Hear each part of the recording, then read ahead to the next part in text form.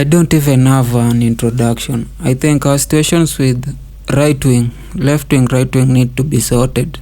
And before we went to the international break, the last game, this case when Madueke was subbed off, then he went directly to the dressing room instead of the bench, which was the only person I saw do that was Cristiano Ronaldo, and it was just a big sign of disrespect. Like you don't respect the coach.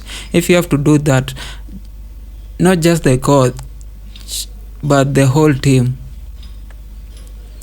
But that aside, I think the options that we have on left wing currently are Neto can play left wing, right wing, so he's an option on both sides.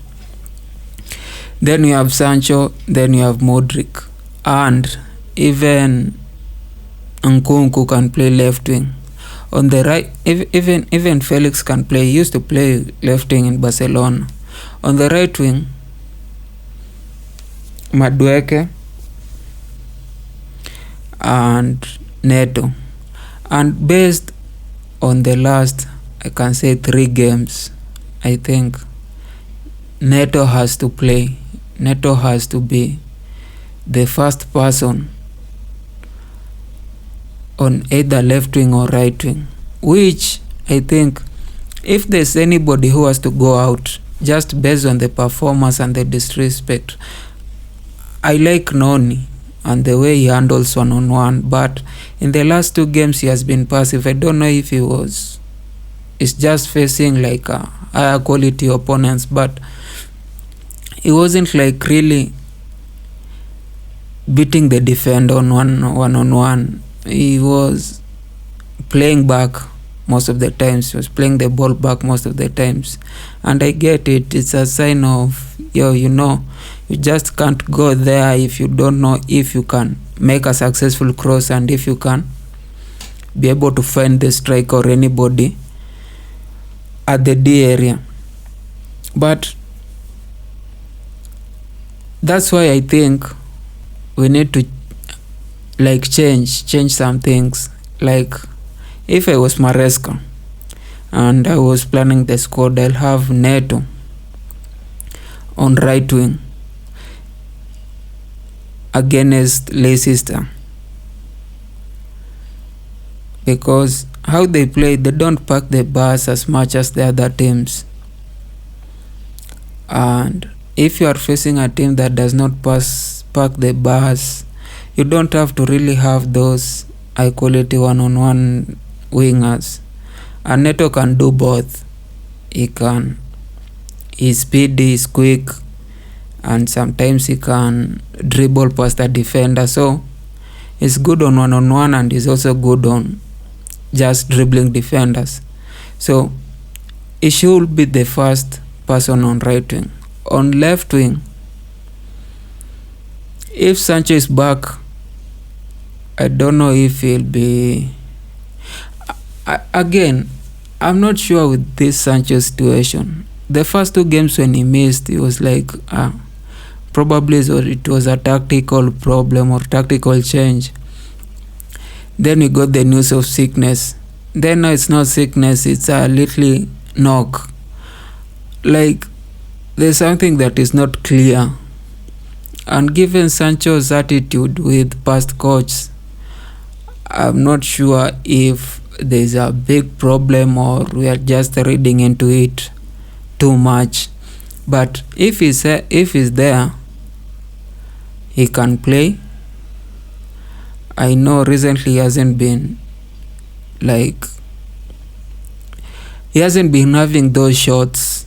Like his passing is connecting with the 10, sometimes crossing, sometimes like just playing like Noni most of the times,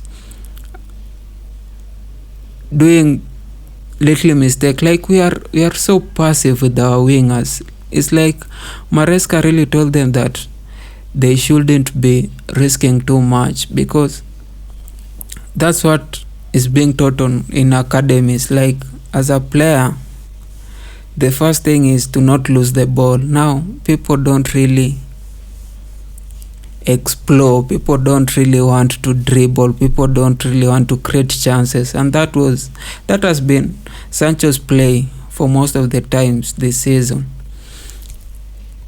Personally, I would want him to try and shoot. He has a good shot. He has been scoring like bangers with Dortmund, even with Manchester at times. I just want him to try and shoot. But if he's not there, probably Modric should play. He has not been doing bad the last 2 games, probably because they don't park the bus, because Arsenal are parking the bus at some point, even Manchester. But I just feel like he's really maturing to some extent. Like he's making, the problem that we had with him was making those rash decisions. Like he used to get the ball and then the only way he could go was forward and quick, and most of the times he lost the ball. Right now he has improved that part of the game. Like you see him being patient at least. Sometimes he's crossing, sometimes he's passing. I want him to play that game. But if Sancho is not there and we feel like Modric will not fare well, I'll also want Maresca to try somebody like Felix on the left wing or Nkunku on the left wing, but most probably Felix on the left wing, because I've not seen him a lot. And the news has been that Manchester United needs Nkunku, and also some France magazine suggested that Nkunku is looking for playing time elsewhere. So we might lose them. Probably they were not on Maresca's plan, which, looking at it, even Felix was not on anybody's plan. I think we were just trying to lose Gallagher. We are just trying to, and because we couldn't get Samu, the exchange was Felix, which was another headache for Maresca. And now he has to play, but there's no anywhere to play. I think if we're going to lose Nkunku, that's the thing.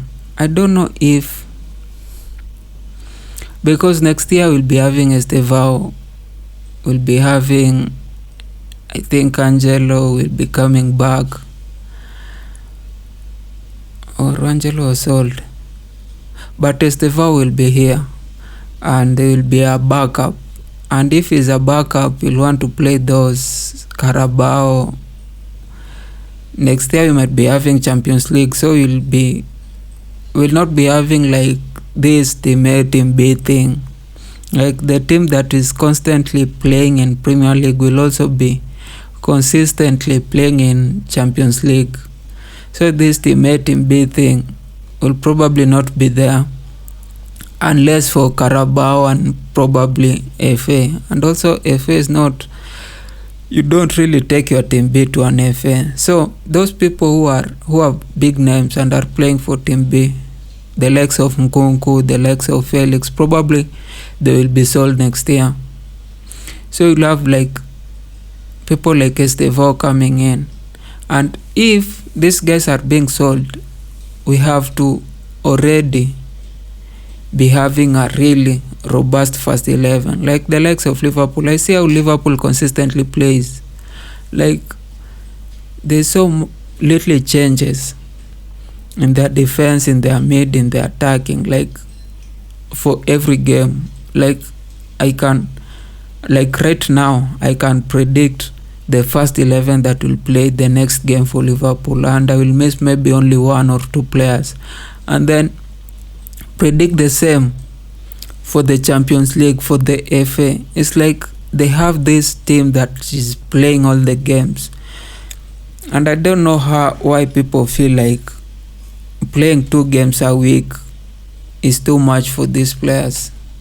Sometimes I even feel like the way we have been playing, like a team A plays on this Sunday and then team B plays on weekdays, and then another the teammate plays on another weekend.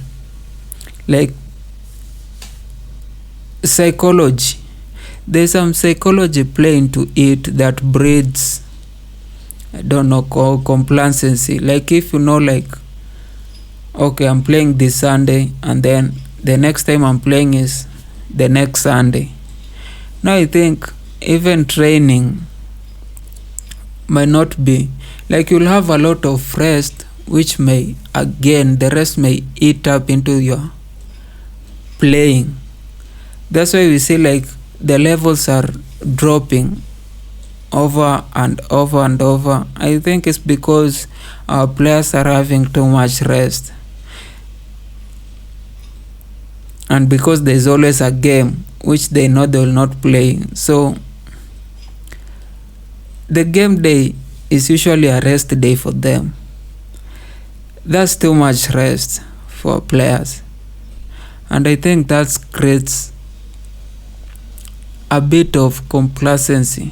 So that will not be there next year, and if it will not be there next year, we need to have a team that is really running it off, like a team that, like Liverpool. I know there's a bit of injuries here and there that you need to replace, and that's the good thing about this season, because there have been a lot of rest. We don't have a lot of injuries. The only person who is having like a bit of injury now is probably Palmer. Maybe it's injury, maybe it's just, I don't know. But he has also been having a lot of rest. I don't know why this. He's saying he has injuries. But that's about it. I wish Maresca plays Felix and Neto, the wing, in the next game. That will be my first 11. If he plays Modric again, that's okay. Sancho is back, then it will be Sancho and Neto. But I want to see a Felix on the wing.